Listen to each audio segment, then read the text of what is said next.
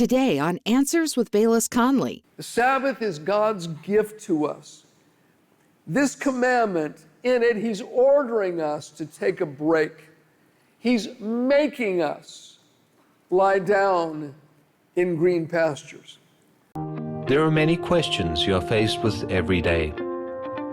We are all searching for answers that will make a real difference in our lives. It's hard to imagine that these answers might be right in front of us. Get ready to discover answers in the Bible with Bayless Conley. Hi there, Bayless Conley here, and listen, you are in the perfect place right now. We got a question. You know, one of the 10 commandments is God said to remember the Sabbath day to keep it holy. Here's the question. Do Christians, under the New Covenant, under the New Testament, do we have to keep a Sabbath? If we don't, are we breaking one of the 10 commandments? We're going to be talking about the Sabbath day. You're going to find this very interesting. Well, our series right now, Wednesday nights, is Because You Asked For It. And a number of questions came in that basically revolved around this. Does a Christian have to keep the Sabbath? What is the Sabbath? And so I'm going to talk to you about the Sabbath, and does a Christian need to keep the Sabbath? It is, of course, one of the 10 commandments. In fact, it is the 4th commandment, and I'd like you to look with me as we read it there in Exodus chapter 20 with me, if you would. Exodus chapter 20, and we want to read verses 8 through 11. This is commandment number 4, found in verse 8 of Exodus 20. Remember the Sabbath day to keep it holy. 6 days you shall labor and do all your work, but the 7th day is the Sabbath of the Lord your God.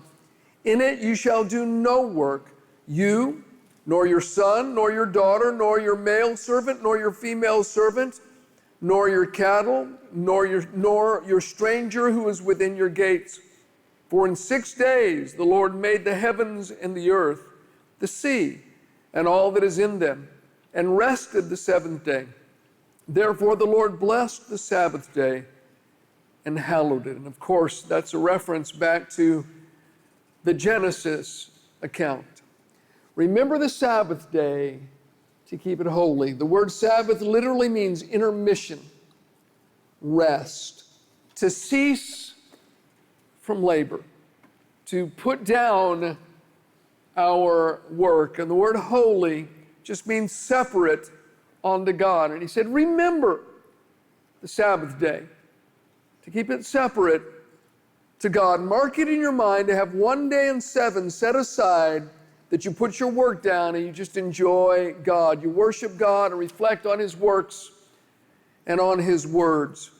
There needs to be 1 day set aside for physical rest and spiritual exercise. Now, the Sabbath had a twofold purpose.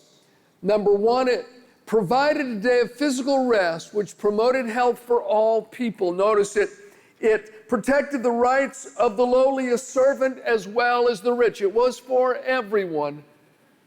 And secondly, it was to be a day set apart to God, a day for rest and reflection. Cease from work and begin to worship. Now, this particular commandment was followed very, very strictly by the Jews, but they went far beyond what God had ever intended. The Sabbath literally turned into a legalistic maze full of human interpretation and bondage, void of any true spiritual benefit or reality. In fact, it became so bad that in the first chapter of Isaiah, God declared, I hate your Sabbaths, just because of what they turned it into. The Jewish scribes began to add so many definitions and regulations to this commandment that the entire purpose for which it had been intended was changed. For instance, they said, well, the Sabbath, it forbids work. But then the question, well, what is work? So the scribes came up with 39 different classifications of work, each capable of infinite subdivision. Under one class of work, it was forbidden to carry a burden. But then they would argue, well, can a man or woman lift up their child? Well, no, a child's not a burden. But what if the child has a stone in his hand? Because even though the child isn't a burden, the stone is a burden. And then, of course, the inevitable question, but what is a stone? And on it went. Some even argued as to how many nails a man could have in his sandal. Because if he had too many nails, it would be carrying a burden on the Sabbath day, and it would be considered a sin. It was forbidden to tie a knot, to light a fire, to move a lamp, to walk over a certain distance. Hence, you find the phrase a number of times in the scripture, a Sabbath day's journey. Well, that was something that had been added by the scribes. They said, all right, on a Sabbath day, because you can't work, you can only take so many paces. A Sabbath day's journey, and if you took one step over the designated amount of paces, it was considered sinful. And they'd gone on and on and on. You couldn't heal the sick on the Sabbath, couldn't help the injured. You could take certain measures to keep them from getting worse, but you couldn't do anything to cure them or make them better. The scribes would meticulously work out all these regulations, and then the Pharisees would force everyone to keep them. No wonder God declared, I hate your Sabbaths. And when Jesus came on the scene, he gives God's interpretation, and he defines the true nature of the Sabbath. So look with me, if you would, in Mark's Gospel, chapter 2. Mark chapter 2, we're going to read a few verses there. Mark 2, beginning in verse 23. It says, now it happened that he went through the grain fields on the Sabbath. And as they went, his disciples began to pluck the heads of grain. And the Pharisees said to him, look, why do they do what is not lawful on the Sabbath? But he said to them, have you never read what David did when he was in need and hungry, he and those with him? How he went into the house of God in the days of Abiathar the high priest and ate the showbread, which is not lawful to eat except for the priests, and also gave some to those who were with him? And he said to them, the Sabbath was made for man, and not man for the Sabbath. Therefore the Son of Man is also Lord of the Sabbath.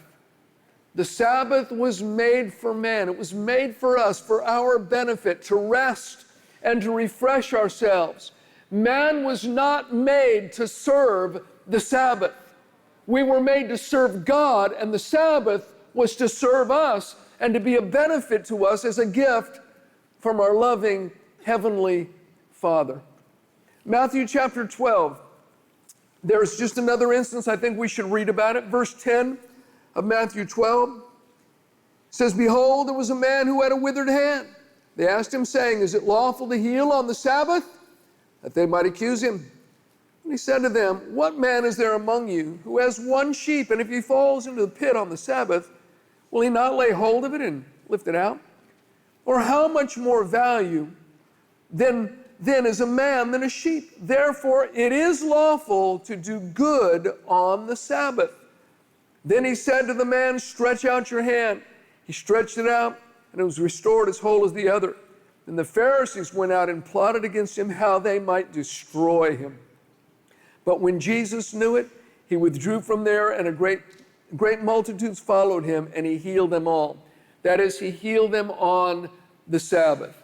The Sabbath was made for man, and it is right to do good on the Sabbath. Now it's interesting, this fourth commandment of keeping the Sabbath holy is the only one of the 10 commandments not carried over and reincorporated into the New Testament. The first commandment, it's reiterated no less than 50 times in the New Testament. The second commandment, no less than 12 times. The third commandment, 4 times. The fifth commandment, 6 times. The sixth commandment, reiterated 6 times. The 7th commandment a dozen times, the 8th commandment 6 times, the 9th commandment reiterated 4 times, and the 10th commandment 9 times. Yet, it is not taught or reiterated even one time by Jesus or by the disciples. So listen to this verse, Colossians chapter 2, verses 16 and 17. It says, "So don't let anyone criticize you for what you eat or drink, or for not celebrating Jewish holidays and feasts, or new moon ceremonies or Sabbaths, for these were only temporary rules that ended when Christ came. They were only shadows of the real thing, of Christ himself." The Sabbath is fulfilled in Christ. In the book of Galatians, in particular in the 4th chapter, Paul severely rebukes believers that are trying to find favor with God by keeping certain days. It's not by keeping certain days, it's by having faith in Jesus that we're brought into favor with God. Listen to these verses, Romans 14, verses 5 and 6. Should be up on the screens. "One person esteems one day above another. Another esteems every day alike. Let each be fully convinced in his own mind. He who observes the day observes it to the Lord. And he who does not observe the day to the Lord, he does not observe it. He who eats, eats to the Lord, for he gives God thanks. And he who does not eat, to the Lord he does not eat and gives God thanks." Choose your day. Every day is holy when we're saved. Some will tell you, no, true believers only worship on Saturday, which is the day that corresponds with the Jewish Sabbath. That's the only day that God has designated for us to worship, and if you're a true believer, you've got to worship on the Sabbath. Well, I would disagree with that. Heck, it's Sunday in Australia when it's Saturday here. According to the law, the Sabbath was to be observed from sundown to sundown. But certain times of the year in Norway and Alaska, that can be 2 months. And technically, if you want to get real technical about it, Joshua's long day, where the sun stood still for a day, actually makes Saturday Sunday.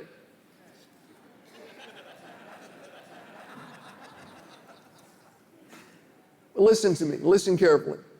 Though we don't keep the Jewish Sabbath, we should still set aside a day for rest and for worship. For Christians, the Sabbath rules are dead, but the Sabbath principles remain. You see, God's example in Genesis, which was cited in Exodus chapter 20, he rested on the 7th day. That was far before the law. And when God talks about that, he refers all the way back to the original. Now, God is omnipotent. He didn't rest because he was tired. God didn't need a rest. He did it as an example for all mankind for all time. The principle of one day of rest in 7, it precedes the law. It precedes the Jewish nation. It was originated by God, and we would be very wise to observe it. In fact, being created in his image, we find this rhythm of labor followed by leisure imprinted upon our lives at the deepest level. And to ignore this pattern is to court trouble. You read another verse to you. It's Exodus chapter 23. It talks a little further about the Sabbath. Exodus 23, and we want to look at verse 12.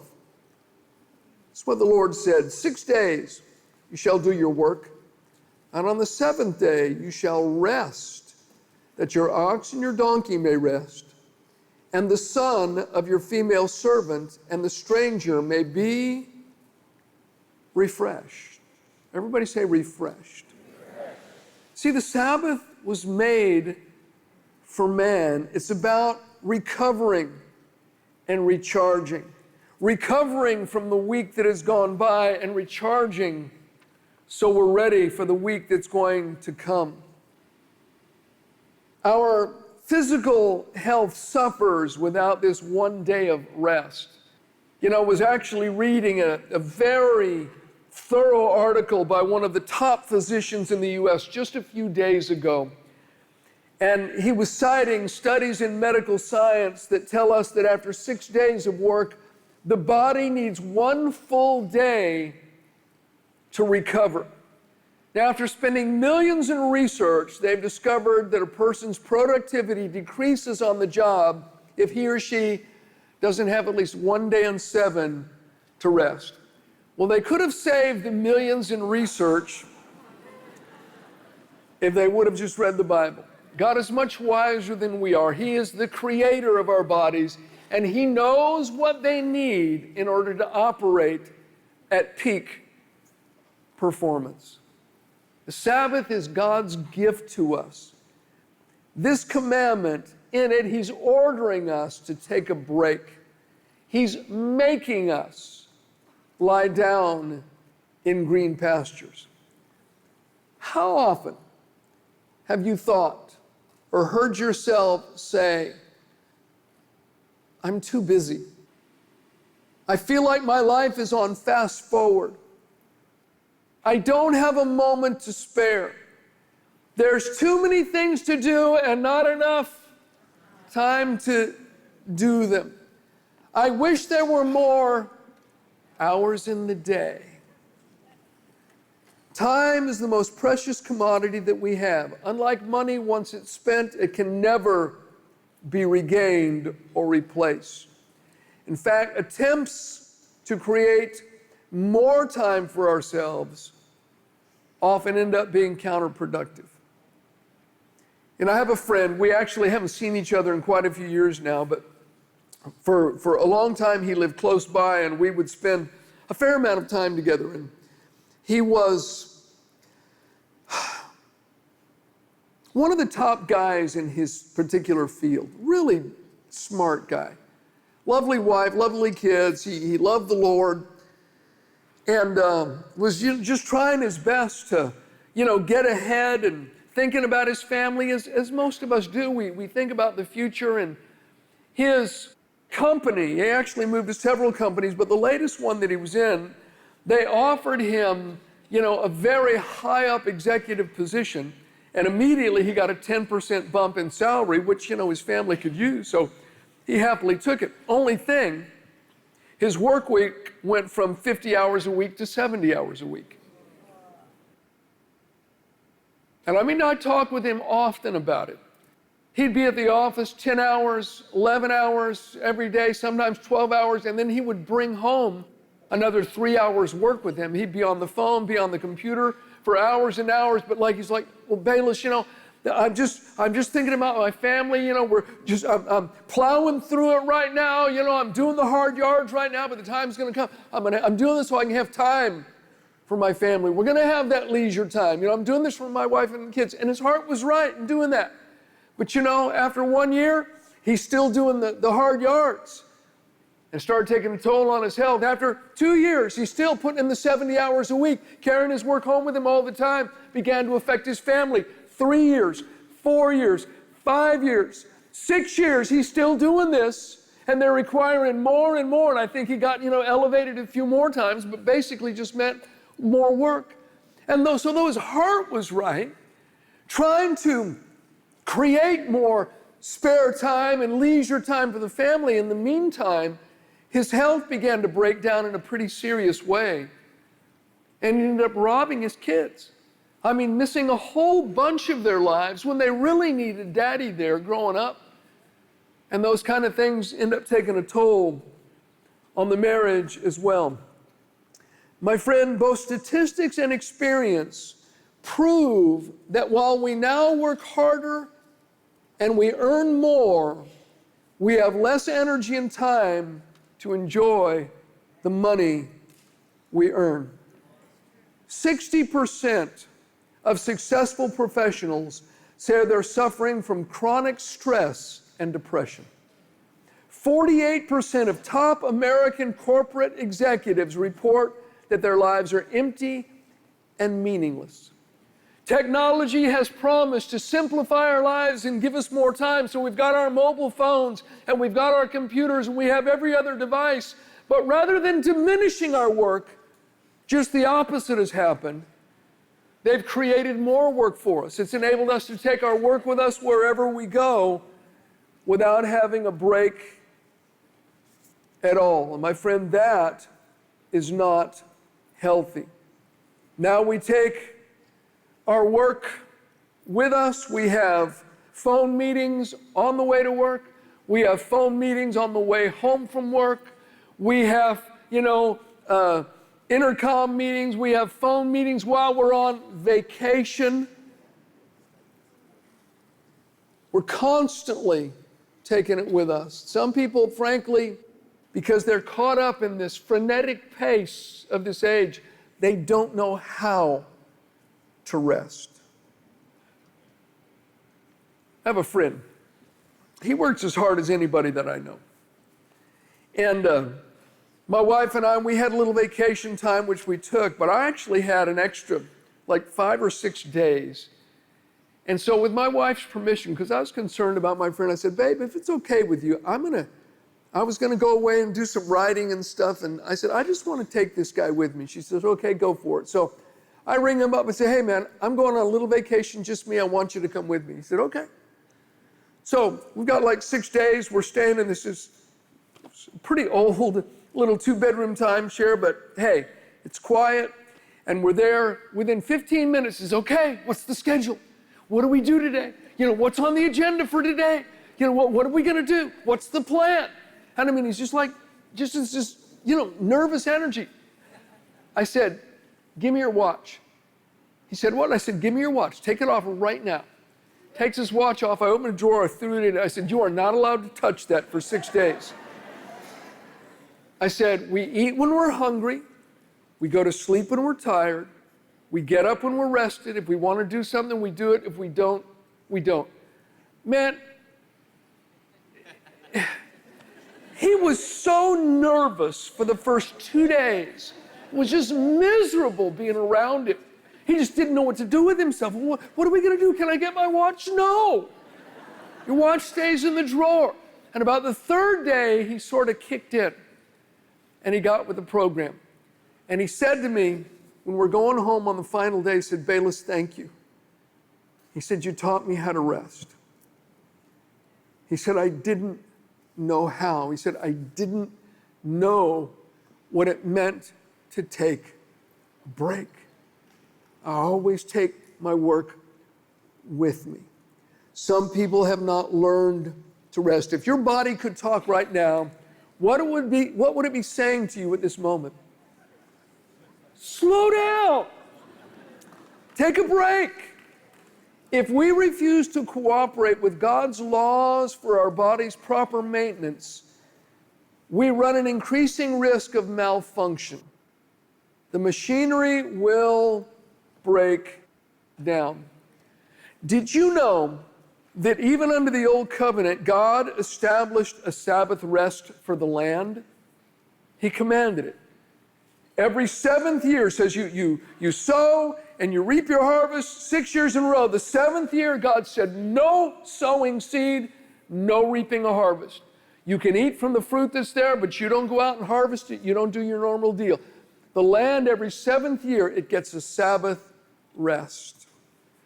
And you read the story, it's recorded several places in the Bible. Israel completely disregarded what God said. They knew better than God.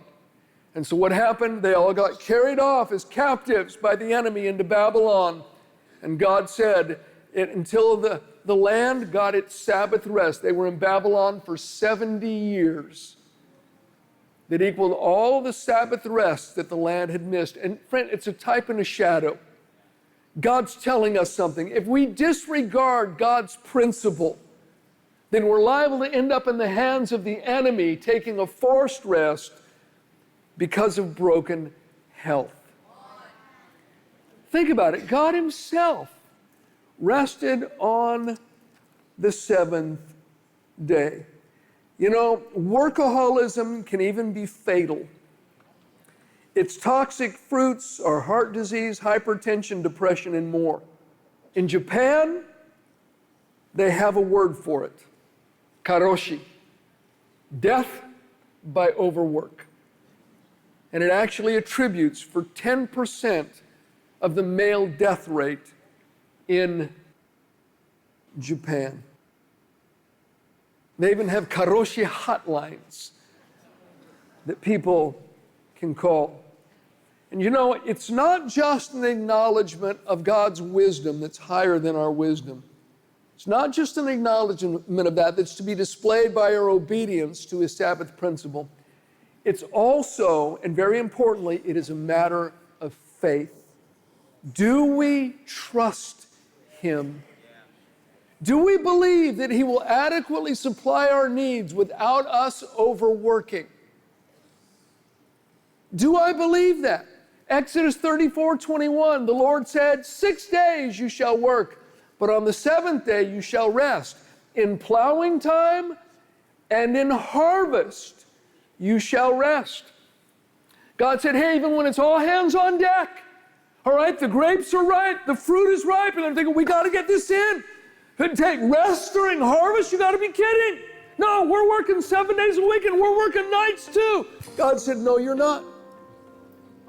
Not even during harvest. And you know, we've all got those harvests. Oh, we just got to do it now. We've got to do it now. We got to hit the iron while it's hot. Do we trust God? Thank you for watching Answers with Bayless Conley. Bayless will continue with part 2 of his message next week. You know, God is infinite. God is all-powerful, and yet God Himself took a Sabbath rest. He didn't need a rest, and He took one. And for us to think that we don't need to take a rest, we don't need to take time out, we don't need to recharge and recuperate, well, I think it's just insane. So hey, I want to encourage you, stay tuned for the next broadcast. We haven't finished with the subject yet, because there are people, perhaps you're one of them, that you've run yourself ragged. You've burned the candle at both ends. And you know, the only candle we want to burn at both ends in life is the candle of kindness. But some of you, you're burned down, you're burned out, you are flagging physically, you're stunted emotionally, you need help spiritually. Stay tuned. We're going to cover that in our next broadcast. Next week on Answers with Bayless Conley. If your body could talk right now, what would it be saying to you at this moment? Slow down. Take a break. If we refuse to cooperate with God's laws for our body's proper maintenance, we run an increasing risk of malfunction. The machinery will break down. We're grateful for the friends and partners of Answers with Bayless Conley who help make this program possible. For more information and inspiration, visit baylessconley.tv.